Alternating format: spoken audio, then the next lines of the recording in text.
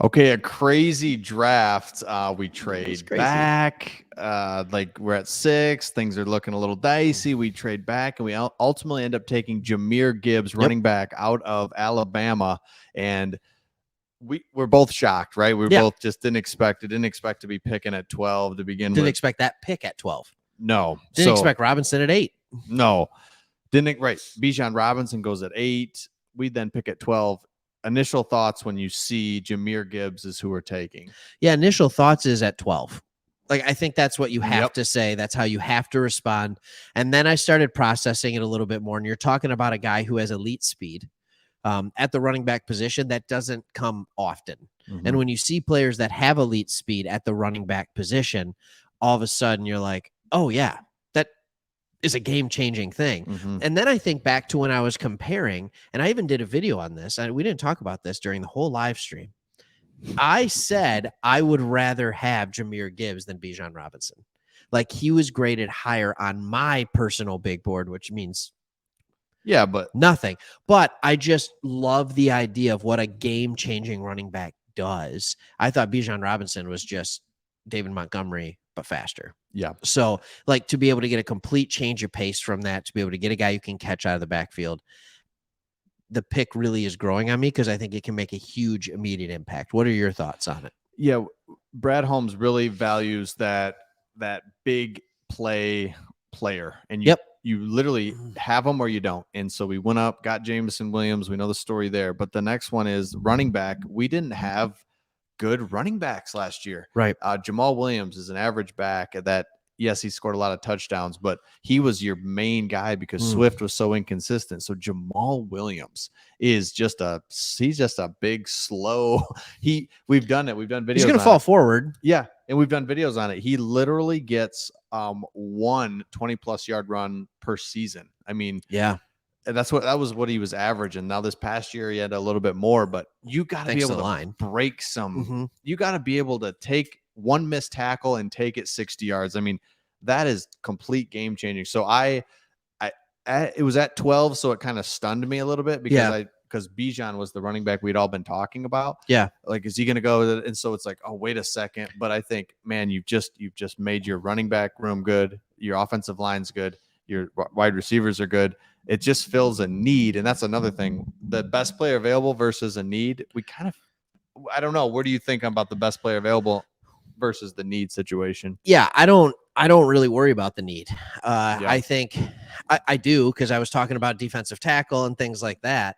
But best player available is huge for me. And I think the other side of it that's so massive is you just said it without even knowing. Probably you were talking about Jamal Williams, and you talked about how he became our lead back.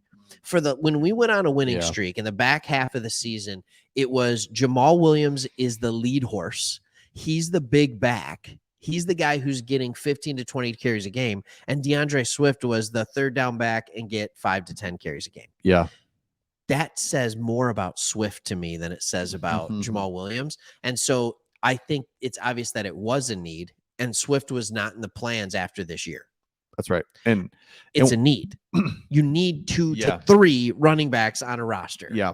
And we just are so excited to see what Ben Johnson can do with a good backfield. And so now if you look at kind of what this, just real quick, I'll hit a couple here, Craig, and then you tell me, but 40 checks the box. 4, 3, it 6. checks double check. Yeah. So it's like, okay. Discount double check.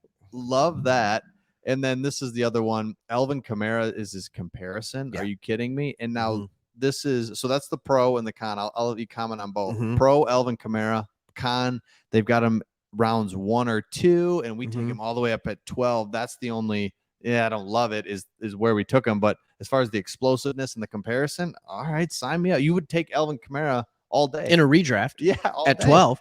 I think you'd take him. And I think what you have to understand is that is rounds 1 or 2. He didn't grade like a 1 or 2. That's right. He graded as a top 15 player, a top 10 player even. But the reason he gets told rounds 1 or 2 is because people believe in order to be a first round pick as a running back, you have to be like a generational running back, right? Yep. Well, teams keep proving that theory wrong by taking running backs in the top 10 even, right? And so when you look at this guy and it talks about how he's going to be like Alvin Kamara, where he might be better as a limited carries RB2, also getting a lot of passes out of the backfield, great. That pairs perfectly with David Montgomery. Yes. Because David Montgomery is really well suited to be a guy who gets 15 carries a game. Yes.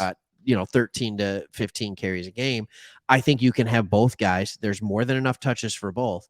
But even if people are like, oh, well, running back. Okay, let's just pause here for a minute. Wide receiver, no problem going in the top 10, right? Tackle, all this kind of stuff. Wide receiver, as a rookie, if they have a phenomenal first year, they're going to get how many touches a game? Oh, 6? Yeah, right. He's going to get 15 touches a game. That's right. And I think people say that running backs are so limited because they're only going to play 5 or 6 years. What they're forgetting is that in the first 2 or 3 years, they get by far the most touches out of anybody not named quarterback on the team. And people forget about that. We made the comparison to Christian McCaffrey. You talk about Alvin Kamara. These are guys that not only win fantasy leagues, but they play on the best offenses in the league because they change the way the offense goes. Yes. Period. And we've not talked about, we talked about Ben Johnson is going to be able to use him, but the passing game is just so huge. And we haven't had that out of the backfield. And now Swift's this weird wild card where we kind of throw him in as he's good. He's not. We have Swift. How much different is he than Swift? But yeah, the backfield as a whole has really elevated because we went from Craig Reynolds just a couple of years ago being the third back. Yeah. To now all of a sudden we've got a stable of backs that can really play well. And it's just, you feel good with all three guys back there. Yeah, you do. And this is big. I think the running game is something that I think Ben Johnson really wants to get going, but it's not the running game. It's the creative stuff out in the backfield. You're not going to get creative with Jamal Williams doing arrow routes and just different swing pass. I mean, there's just things that you couldn't do before. So it's exciting to see. Right? We haven't had a kick returner. We haven't had a kick returner. And I mean, last year, we went out there just throwing whoever our fourth running back was, Justin Jackson, at kick return, and he did well. Yes. Imagine if you had speed to that. Yes. That's all I'm going to say. 100%. That's really good. 100%. And so we're getting to the end of this because we just want to get an initial reaction. But we think surprised at first, a little bit wasn't expecting that. We just saw the main running back go off. But now this there's nothing wrong with this pick. There's nothing wrong with this pick. And I don't think anybody is going to be upset on week 8 when he has multiple touchdowns. He's broken multiple big runs, something that we were missing last year. DeAndre Swift made big plays in the passing game. In the running game, he did sometimes, but it was so inconsistent. Yeah. So if you can take a guy that's even better, even more athletic, even faster, oh man, you could have. We're really looking for that DeAndre Swift. Yeah, and DeAndre Swift's not there yet, or he hasn't done it. It's he's proven he's not. He's proven he's not the guy. So let us know your thoughts in the comments on this pick. Yeah. Was it too high, too low? Whatever. Let us know. We learned from you guys, and we'll see all of you on the next one. See ya.